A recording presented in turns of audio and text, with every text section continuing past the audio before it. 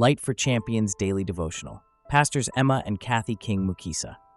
Embracing God's discipline. For whom the Lord loveth he chasteneth, and scourgeth every son whom he receiveth. Hebrews 12:6. God's discipline is an expression of his love for us.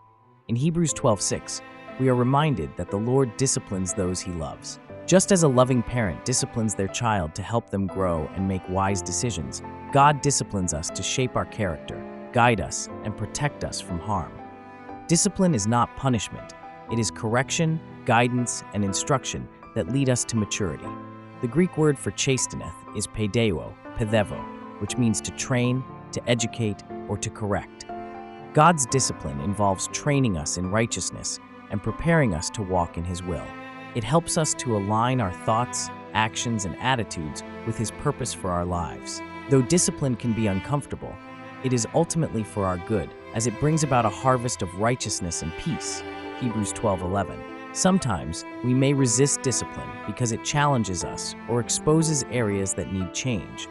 However, we must understand that God's discipline is a sign of his love and a vital part of our spiritual growth.